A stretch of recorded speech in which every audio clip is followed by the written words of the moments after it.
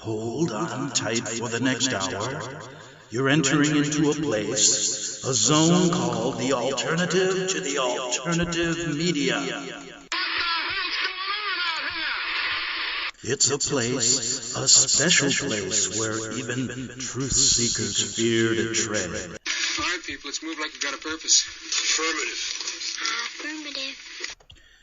Okay, glad you're back on the Investigative Journal on this May 17th, 2017 day on our calendar. And if you listened to my show yesterday, it was called The Origins of the Jesuits on Know Your Enemy.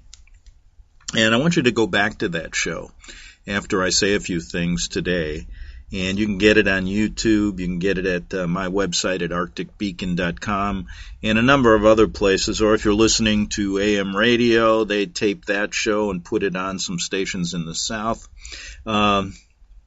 So anyway, the reason I want you to do that is because people always ask me. In fact, I was walking Max yesterday, my dog, and somebody asked me, how do we get into this mess that we're in America right now?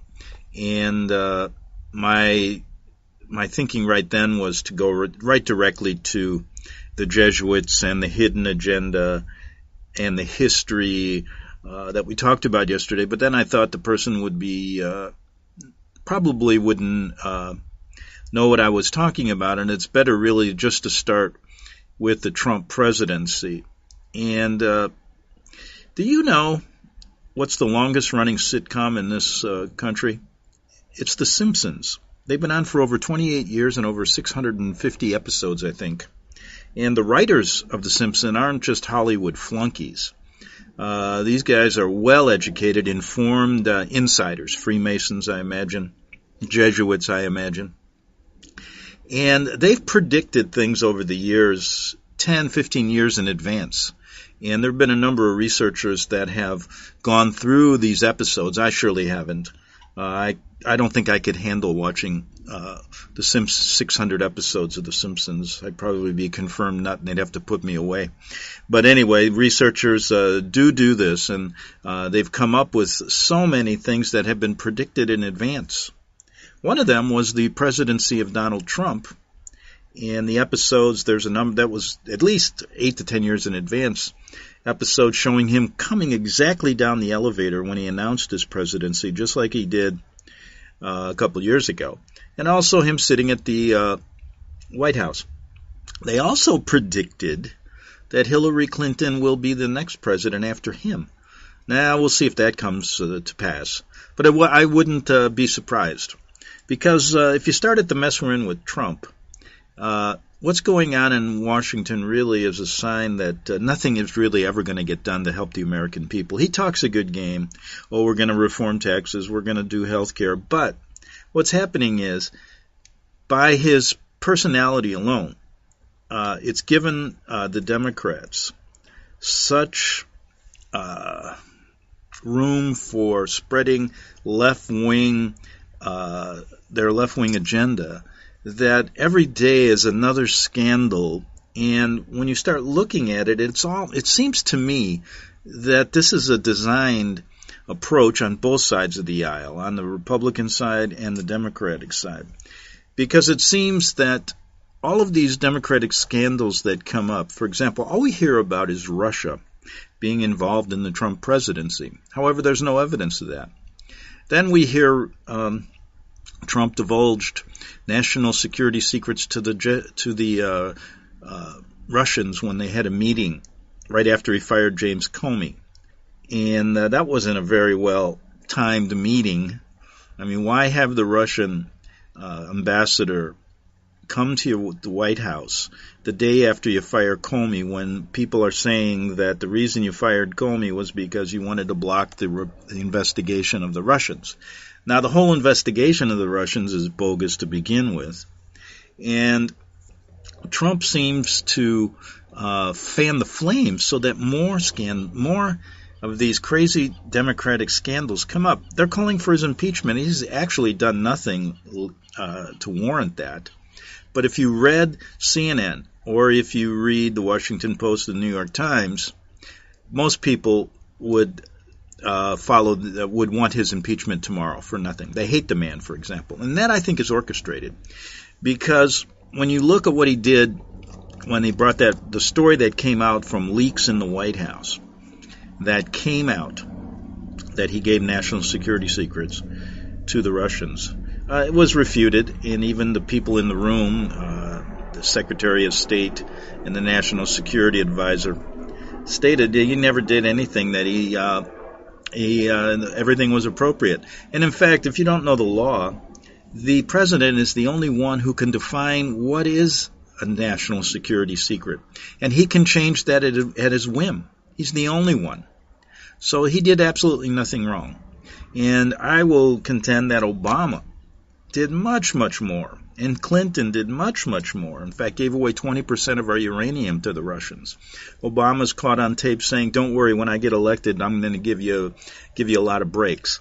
I mean, it goes on and on and on. And the real scandal is really all of these leaks coming out and all of the people that have been surveilled by the Obama administration, some now being left over with Trump. But you see, the problem is Trump leaves these people there. He should have cleaned house in these departments, in these National Security Agency departments. But I think it's an orchestrated event to basically do this, create such havoc from the left and the right, and that's all you're hearing, that really nothing gets done. He's a big talker, and then by the time 2018 rolls around, maybe the Democrats will get back the House, because the Republicans have the House, Senate, and the Congress, and it's amazing they can't get anything done. And I think that's orchestrated. And it's there to give people what they want to hear. Basically, for example, and let me go on, because I got many more important things to talk about today, but I thought I'd get this off my chest. For example, just the other day, Comey, who, if you don't know, he was the, and a lot of times people that listen to my show don't follow the mainstream, so I want to give you a lesson on how the Hegelian dialectic Jesuit system really operates, because they are in control. And every one of these people in high-power positions in our government are affiliated to the Jesuits. So we've said that many times. But here's the deal. So Jim Comey, who was the head of the FBI, remember when he came out publicly, and this was several days after the Attorney General, Loretta Lynch, met with Bill Clinton on the tarmac, and they decided they met in an airplane, and they met on a runway when they didn't think anybody would see them, I guess, and some reporter from Phoenix did. Well, anyway, they met there for about a half hour and probably talking about strategy so that Hillary Clinton wouldn't be indicted.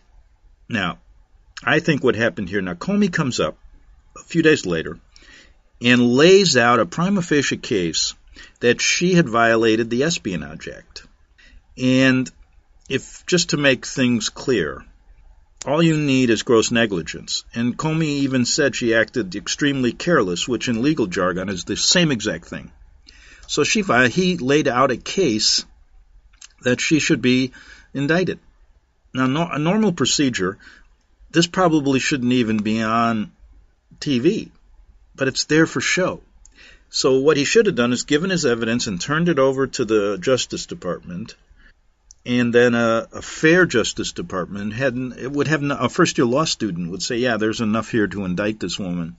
That's just for her emails, not to mention they never discussed all the pay-per-play money that she was receiving. When she was Secretary of State, she was giving away favors for money, and the money was going millions and millions of dollars into what the Clintons formed was a global initiative to help the poor.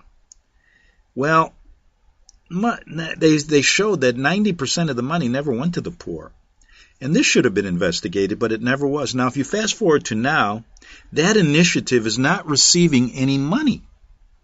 And that's because the Clintons aren't in any position of power to dole out any favors. Now, for those of you who think their initiative was there, like Clinton said, to help the poor, you'd think the people would still be giving money to them. But they're obviously giving money just to get political favors, which is basically against the law. So she should have been prosecuted for that. Well, we all know when we really do research on the Clintons that they follow the Jesuit, the ends justify the means. And remember yesterday we talked about murder can be justified in their minds if the agenda warrants it. And if you look at the Clinton bloodline, the Clinton list of dead bodies, they should be in jail as being mass murderers. And I'm just going to give you a name, Seth Rich, a young kid who was working for the DNC just recently. They're saying that there's possibilities. They're doing a murder investigation now, but it's being blocked by the FBI, which shouldn't be blocked if Trump wanted to get to the truth. But anyway, Seth Rich worked for the Democratic National Committee when Clinton was running for president. There's a possibility that he was the one that provided WikiLeaks with all those emails that really showed you how they favored Clinton, and she was getting so many different... I mean, it was incredible. But Seth Rich was then supposedly shot by a burglar on the street, a robber on the street, but they never really investigated anything, and they can't even find the emails, the computers now, they say. They know where they are. So that might be another one on the Clinton hit list. But so we know that both of these sides work together. So what I was getting at is if we get back to Comey, so he lays out a perfect case, then announces that he's going to now take over the role of the Department of Justice and say we're not going to recommend prosecution because there was no intent, even though intent is not needed, and no reasonable prosecutor would take this case. Well, I don't think they ever wanted to bring it to the Justice Department, right? And so he became the fall guy. So then he grandstanded on a few other things, and finally Trump fires him. Okay, just recently. Now Comey gets fired. The Democrats have been calling for his firing forever. And guess what they do? They now say Trump should be impeached for firing Comey, which is his right to fire him. The president can fire on a whim. He doesn't even have to have a reason. So the problem is people listen to the bogus stories on CNN and they get a different picture. And this is orchestrated. You'll get the other side of the story at Fox. But this is what our news media has turned out to be. You're not getting anything but a game here. They're playing. It's a great little charade. It's a great little theatrical performance. Remember, I did that the greatest theatrical performance in the history of mankind, the Trump presidency, a series of maybe 15 shows on that, showing you how it's all theater. Well, this is another. Now it's getting really interesting because just look at what happened yesterday. So Trump. Now Comey, the Washington Post leaks a story that said that Jim Comey had a memo that stated when he met Donald Trump for dinner, Trump asked him to stop the investigation into his former national security advisor, Michael Flynn, who he fired for not telling the truth about talking to a Russian ambassador during the Trump campaign, which is his job. I mean, this is all orchestrated, folks. So then guess what happens? The newspapers say he should be impeached now for obstruction of justice. And everybody on the news media, except for Fox, is giving you that story. And people, I just met a person the other day that said, yeah, he should be impeached for obstruction of justice. Did you hear that? Well, first of all, just by doing that, even if he did that, he denied doing this, by the way. And there's no memo even shown yet. But even if he did say that's so what? That's not obstruction of justice. Just saying something like that is not obstruction. You can say that. I remember, if you're in a prosecutor's office or whatever, many people go, well, maybe we should stop this. You can't, that's not obstruction. Might not be smart to say it. If he did, he denies it. But here's the deal. You have to do something tangible for obstruction of justice, like hide evidence. Hide either written evidence or try to silence a witness or basically obstruct something tangibly that leads prosecutors who are working on the case or FBI agents who are working on the case to basically not get everything they need. It has to be something tangible. So it's all a bogus story anyway. So what I mean by this is this whole game they're playing is consuming the news media, people's minds, both sides of the aisle, the presidency. They occasionally talk about the real important things that they should be doing, that Trump is getting elected for. Oh, we're going to bring all these jobs back. We're going to do all this health care stuff. They're not doing anything. And what'll happen is it'll linger and linger and linger, and all you're going to get is this Hegelian dialectic, which is going to lead, and I say this is just speculation, but the way Trump's going on this big, huge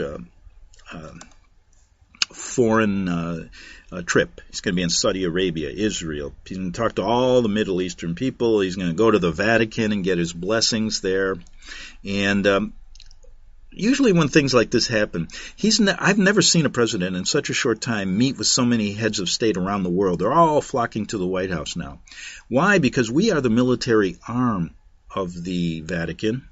Now Trump's going to Vatican to get his final blessing, and I will tell you that I believe there will be a huge conflict that's going to disrupt everything, whether it be a financial conflict, financial chaos, whether it be a war.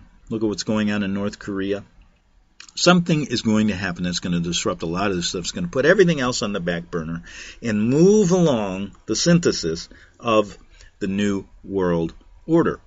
What they want is control. And part of Trump and the Democrats' situation here, what they're really trying to do is not only those things I just talked about, but create this civil unrest in our country. I've never seen so much division between the left and the right. So many things are being, you can't even, if you say in some places you're a Trump supporter, you'll get punched. And there's riots and there's all these things going on, and that's designed. That's why he's in office. That's why and then they had to tell you on The Simpsons 10 years ago. And that's interesting. We have to do more occult stories to talk about why they do that. But let me give you a little hint. They have to tell you what they're doing. Go to the story of Cain and Abel in the Bible, and that'll give you a head start on why that's important. So anyway, we're in a mess, right? Well, what kind of mess are we in outside of this? The things that they never talk about are many things that we talk about on this show. One being the hidden hand of the Jesuit order, the hidden agenda that was started way before our country was even formed. And they were very instrumental in forming this country, creating the Revolutionary War. Yes, that's the Jesuits, despite what you may read in the history books. John Adams said something really interesting, and I will bring that up in the second half hour because I want to finish this quickly. But we're going to talk about that hidden hand and how it relates to the Revolutionary War, how it relates to how they got their dirty little hands into this country, and how it relates to today and what's really going on. But some of the things you don't even hear. Somebody sent me this, and I got about 6 minutes, so I don't want to go over and do this quickly. A guy named John Whitehead sent me this because he put together some things that need to be discussed, and he said, quote, "The means of defense against foreign danger have always been the instruments of tyranny at home." And here's what's going on behind the scenes, that some of the things he put together that you should know about. Who designed the malware worm that is now wreaking havoc on tens of thousands of computers internationally by hackers' demands of ransoms? The U.S. government designed that.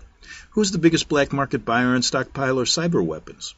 The U.S. government. What country has the deadliest arsenals of weapons of mass destruction? The U.S. government. Who's the largest weapons manufacturer and exporter in the world, such as they are literally arming the world? The U.S. government.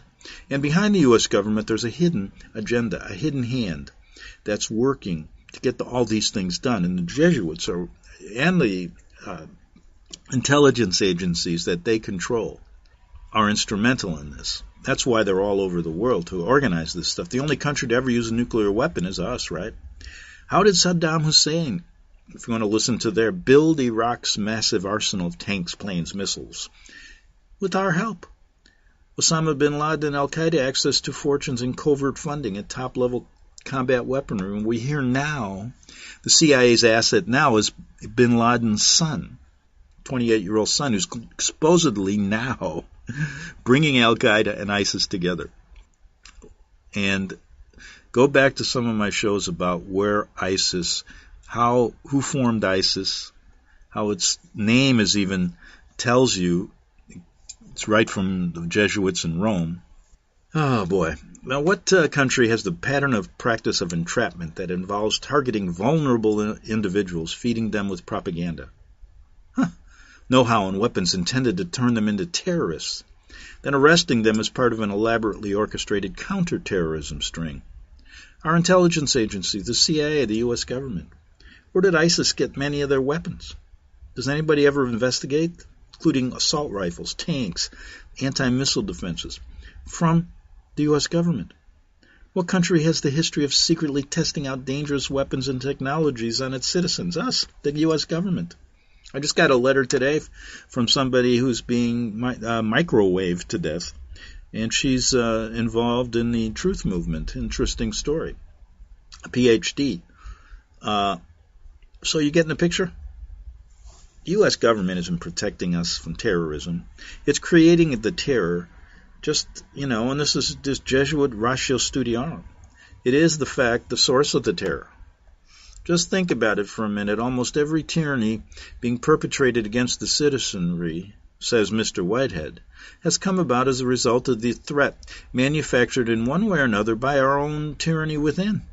Cyber warfare, terrorism, biochemical attacks, the nuclear arms race, surveillance, the drug wars. In almost every instance, the U.S. government has, in its typical Machiavellian fashion, sown the seeds of terror domestically and internationally in order to expand its own totalitarian powers. Yes, the New World Order.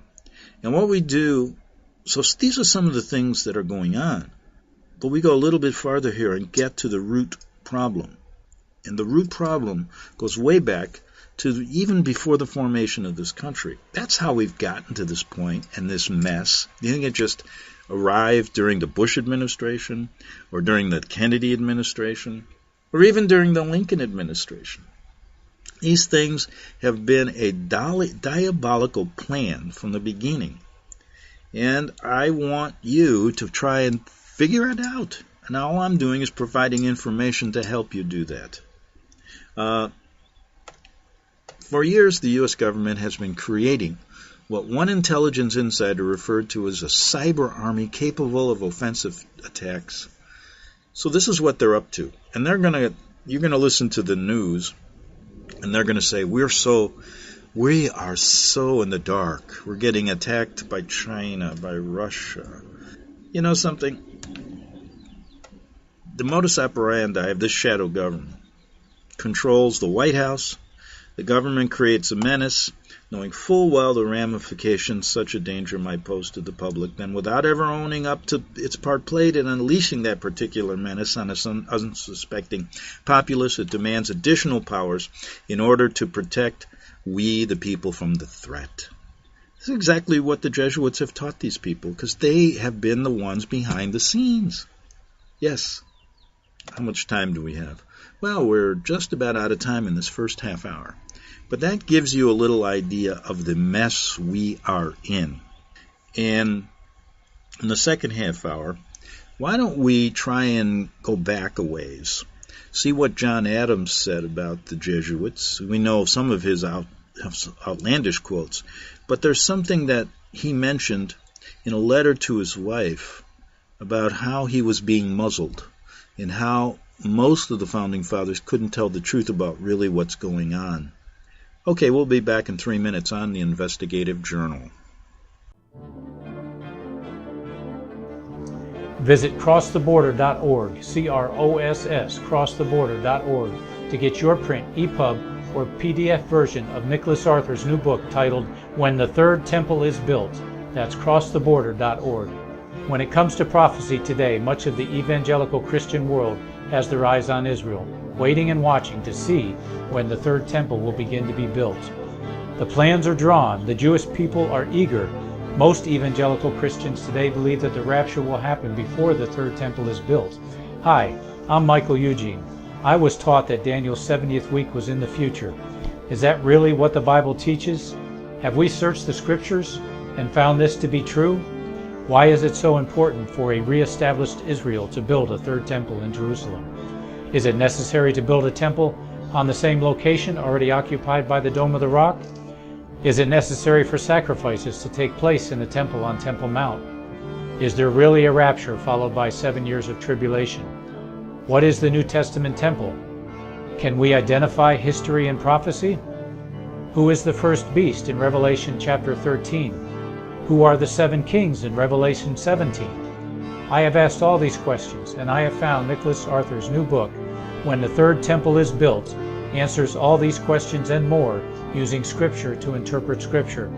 The Bible says that no prophecy of Scripture is of any private interpretation. Nicholas shows us in his new book, When the Third Temple is Built, how the Bible interprets prophecy and not man's private interpretation. Visit crosstheborder.org, C-R-O-S-S, crosstheborder.org, to get your print, EPUB, or PDF version of Nicholas Arthur's new book titled When the Third Temple is Built. That's crosstheborder.org.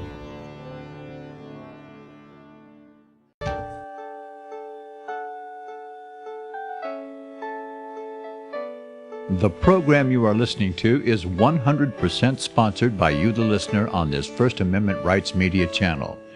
You will notice that there are few commercials on this radio network. There's a good reason for that. Corporate advertising dollars come with strings that limit program content. So without your help, these programs cannot continue on internet or our several affiliates. If you benefit by the educational law programs, we ask you to give. If you are admonished or nurtured by the Bible and ministry programs, we ask you to give. If some voice a cause that you are passionate about, we ask you to give. If you believe in any of these, we ask you to support them as you would a missionary on a continual basis, as if giving a tithe for missionary radio. These programs are not commercially viable and must be supported by those faithful to the cause of truth. Look for the button to sponsor your favorite programs at our listen and schedule pages on the internet. Then, when you subscribe, we will send you the last quarterly MP3 CD of that program immediately, and continue to do so with each new quarter. We will also give you unlimited archive access to all of our programs. We're asking you to give much less than a tithe, so that you may also send support directly to a particular program host, cause, and anywhere else the Spirit may lead you. Do all to the glory of our God and Creator, for His holy nation, the only kingdom that will last forever. Thank you for listening.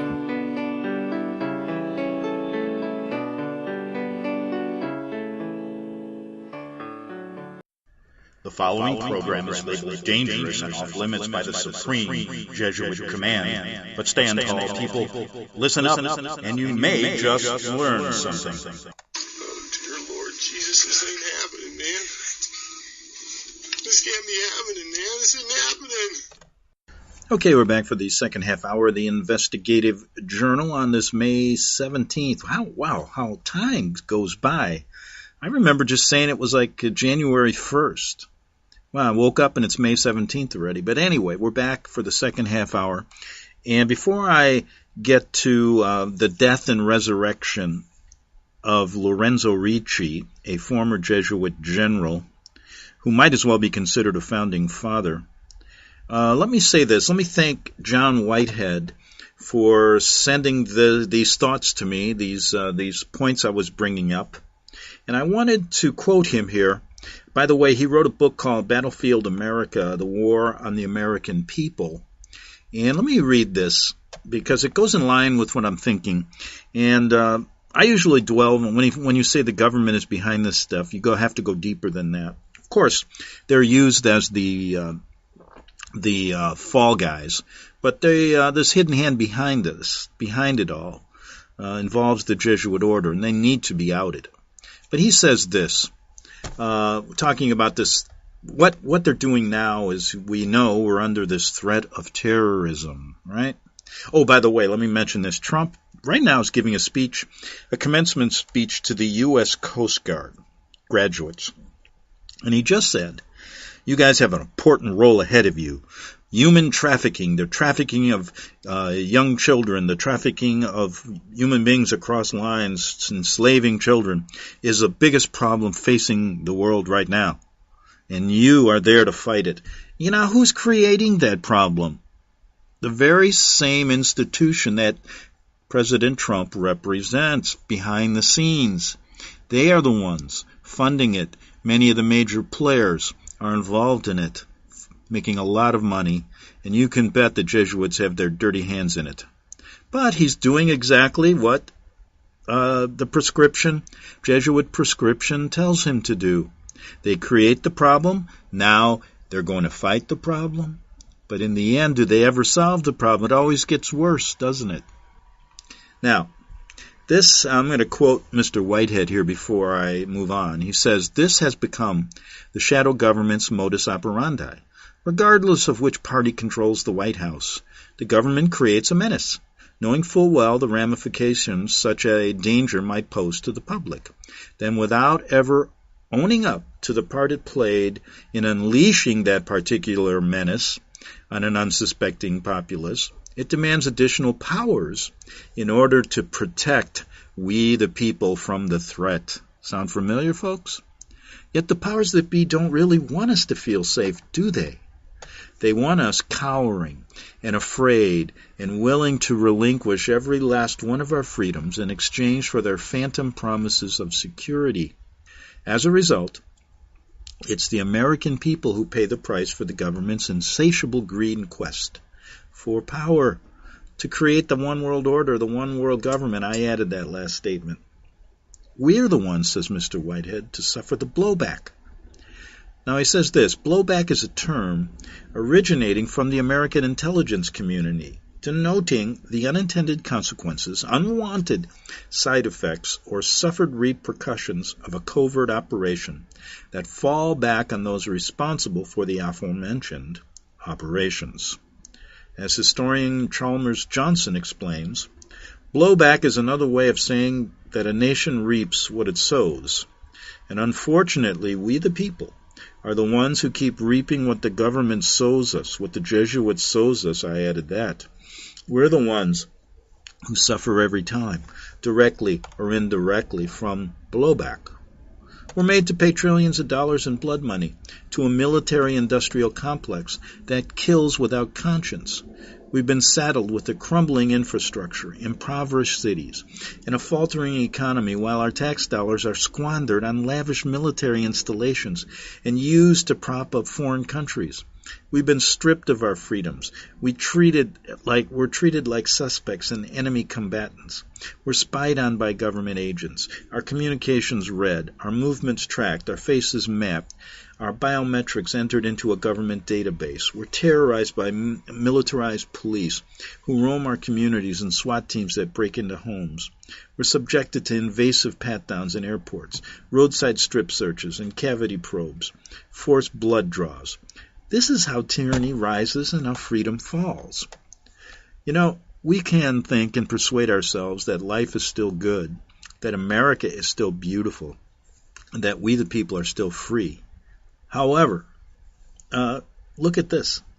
The moment you tune out the carefully constructed distractions, the year-round sports entertainment, the political theatrics, the military war cries, the president's chest thumping and techno-gadgets and social media that keep us oblivious to what's really going on in the world around us, you quickly find out that the only credible threat to our safety and national security is in fact what, folks?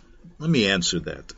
Is in fact the Vatican-created government that is here right now, and we are the military arm for that organization, for Rome. And that's why President Trump is going to be in Rome shortly, kissing the ring of the Pope, the real boss. Okay.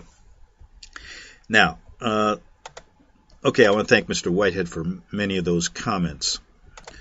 Okay, let me go back in history now and discuss the possibility or the strong probability, and I say 100% for sure, that Jesuit General Lorenzo Ricci's death and resurrection have been highly, first of all, left out of all history books for a reason. And to prove this theory, and let me give you the theory real quickly. The history books that talk about the Jesuit order's decline during the 1700s, and then its resurrection in 1820s, say that they went overboard in Europe, that the Vatican had to clamp down because they were losing faith in them, they were greedy, they were tyrannical, they were assassins, and they'd gone too far in many of the European countries that expelled them. And for this, the Jesuit General Lorenzo Ricci, the Jesuits were publicly disbanded by the Vatican, and the Jesuit General supposedly put in prison and died there. This was right before the American Revolution, right before the period of the creation of our country. And the theory that denounces this states that Lorenzo Ricci orchestrated his own death, and there's a court case in Portugal that talks about how he purposely told the court all of the Jesuit secrets. Now, why would he do that when he didn't have to do that? Because what he was trying to do is bring down his own organization with the help of the Vatican to make people, especially not only in Europe, but in the United States, at this time, many of our first settlers here left for fear of Rome. But they got it through the grapevine that the Jesuits were no longer around, so they left their guard down. And if you read Jesuit strategy in the book of the Sun Tzu's Art of War, which they may have written, or we at least know for sure they were the first translators of that book, how they used the strategy of stating this: make your enemy, if your enemy thinks you're weak or even non-existent, you can get more dirty work done. So, to uncover all of this, did Lorenzo Ricci actually come to America when he was supposedly dead? Now, there are some facts that show that.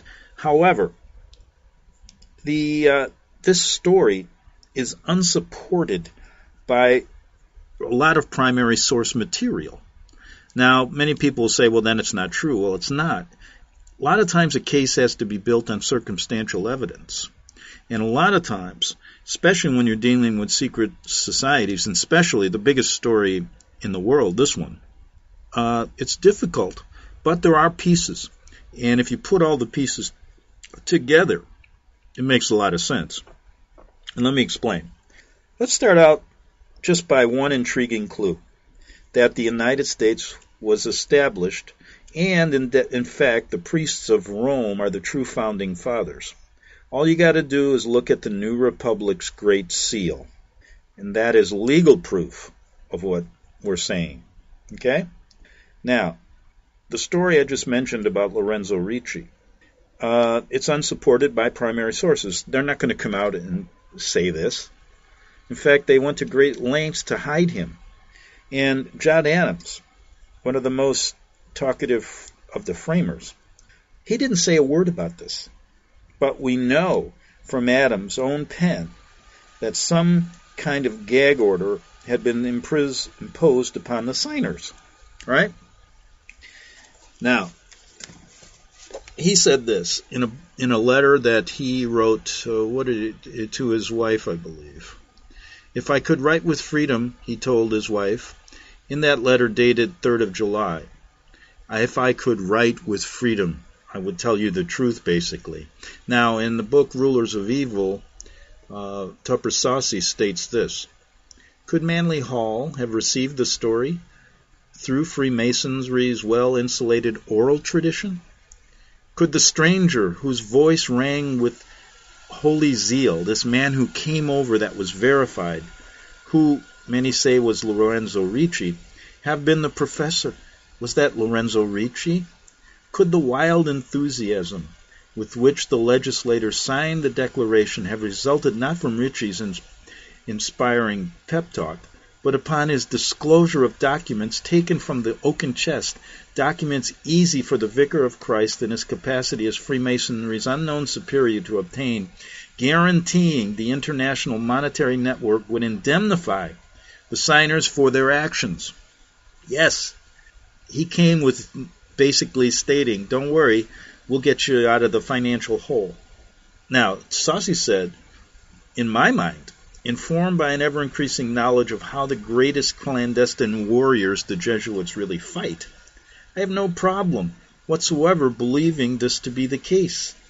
It is exquisitely consistent with the formation of the Union of 13 Protestant colonies, ordained to be ruled from the federal city named Rome at the time. It was named Rome originally, folks.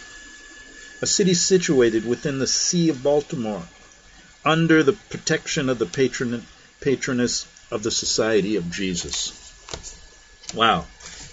Now, that's just a statement by Saucy, but it's also interesting because, you know, I've talked to him before he died a number of years ago, and he was encouraging me to do more research on this, and he was doing more. So I'm going to go back to some of the things he told me on the phone, as well as in his book, Rulers of Evil, leading him to put forth this theory that the Jesuits actually, and Ricci actually, came over here to make sure that things went well with the signing of the Declaration of Independence, and the Constitution was formed, allowing what? Religious freedom. At the time when Catholics couldn't hold office here, at a time when Catholics were few in number, because of the fear of Protestants that had against Catholicism and what they did trying to overthrow governments in Europe. This freedom of religion was important because it gave Rome the exclusive right to come here as well, as any other religion has come here. And so this is how they grew from one diocese to the largest religious organization in this country and in the world. So it makes a lot of sense. Now, like I said, you have to use circumstantial evidence. And we're going to get into a little bit of that circumstantial evidence. But one little fact you have to understand about Tupper Saucy. Just like I've presented with Tony Alamo and ministry being persecuted, correct? And we're showing the Jesuit hand behind that.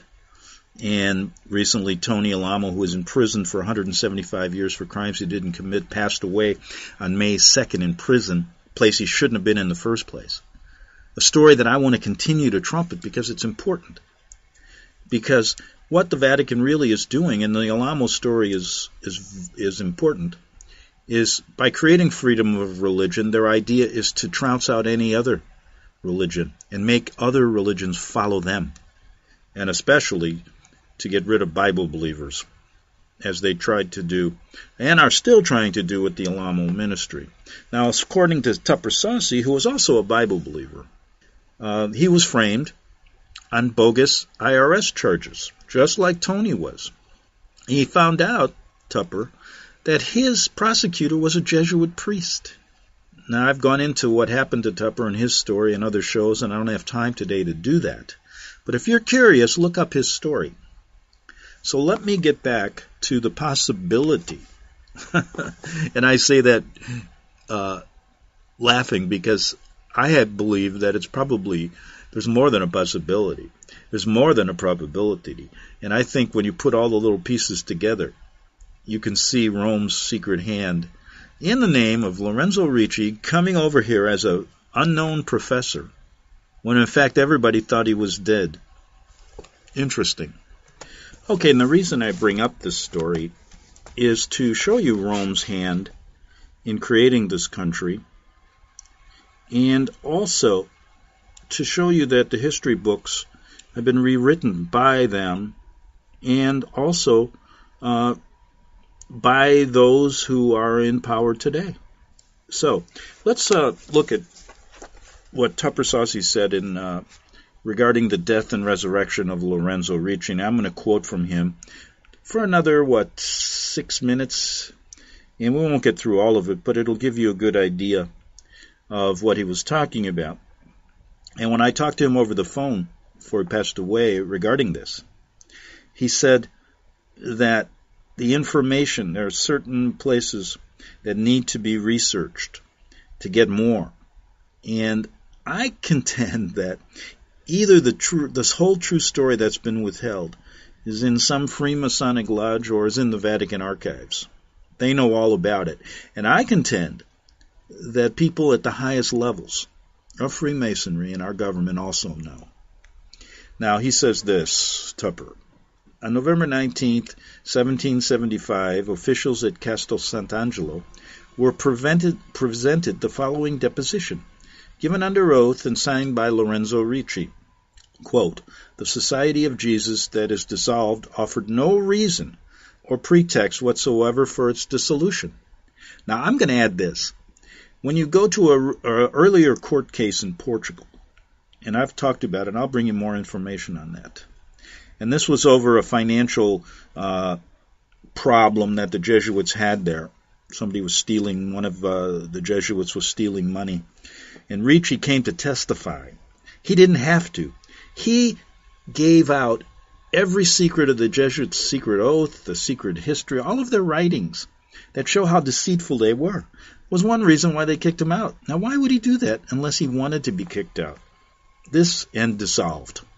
The statement, though, where he gives no reason for the dissolution, factual record, this Ricci's last official statement is a masterpiece of mental reservation.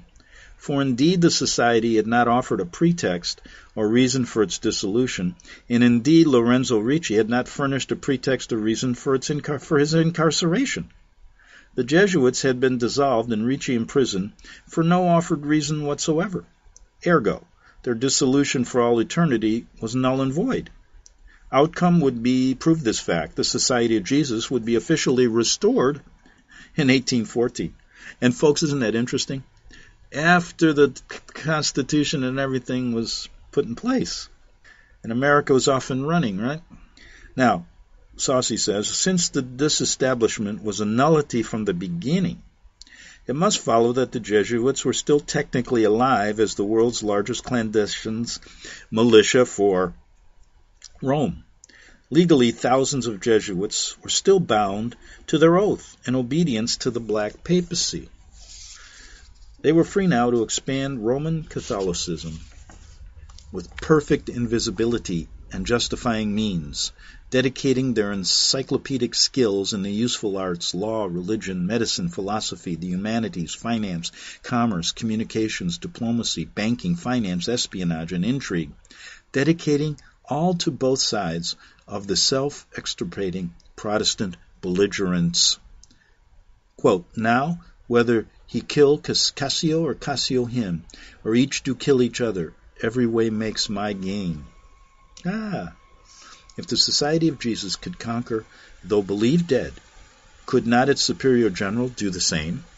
When Lorenzo Ricci died in his cell at Castel Sant'Angelo, and I put died in quotes, on November 24, 1775, what if his death was no more physical the supposed disestablishment of his army was?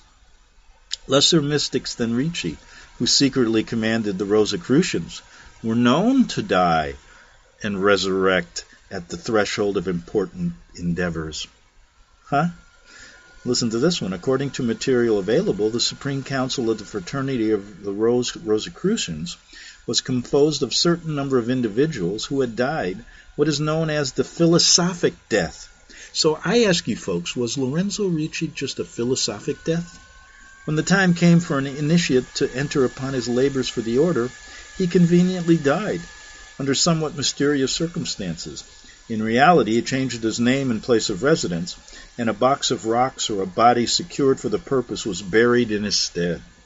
It is believed that this happened in the case of Sir Francis Bacon, who, like all servants of the mysteries, renounced all personal credit and permitted others to be considered as the authors of the documents which he wrote or inspired. So, what about this, folks? Let me say something. What if the Vatican and the Jesuits did the same thing in the creation of our country? They didn't want credit to be the real founding fathers. They let others take that credit, so to speak. so they could get to the real devious task of what their real mission here was. Now I'll go back to Tupper Saucy. He says, was it really Ricci's body lying in state at the Cathedral of San Giovanni dei Fiorentini during the elaborate funeral mass that Pius VI arranged for him? Was it really Lorenzo Ricci who was entombed beneath the Church of Jesus a week later, in the vault reserved for generals of the society? Or was it a wax effigy sculptured by artisans upon a corpse of Ricci's dimensions, under the direction of John Carroll's collaborator, man about Rome, the art agent extraordinaire Francis Thorpe? Of course, Ricci would have covered his tracks in sublimely Sansuian fashion, so we can never really be sure. But is it not consistent with his authority, resources, motives, and modus operandi, as well as the verifiable outcome of American independence, that the general would feign death at precisely this opportunity and sail to America in order to conduct the orchestrations personally? Now, tomorrow, I'll pick this up tomorrow, what do you say? And we'll reflect on his counsel in the 13 articles of Sun Tzu, particularly these that I will mention tomorrow. I ran out of time, and we'll get to that tomorrow. But isn't it interesting that I always say this, the real stories are always the ones you're never told. And let me end by saying, I've said this many times, but I'll say it again, I want all my money back for all the college university courses that I took that never told me the truth about the formation of this country. I also should ask for all the money back that my dad spent for all my Catholic education in high school and in grammar school, because they were teaching me that Catholicism was Christianity when in fact it's pagan.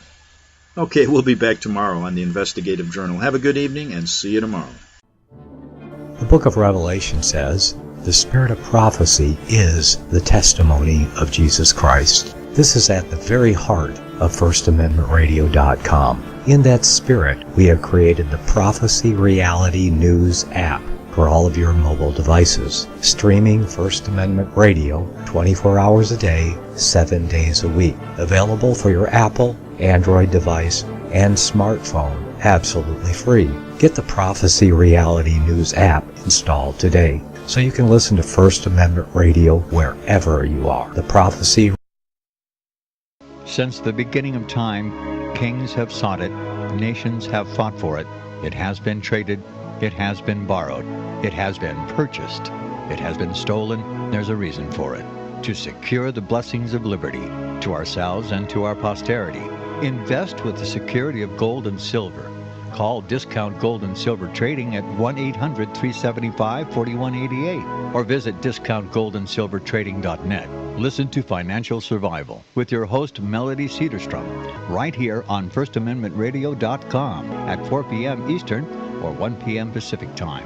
Visit discountgoldandsilvertrading.net or call Discount Gold and Silver Trading at 1-800-375-4188. Toll free 1-800-375-4188.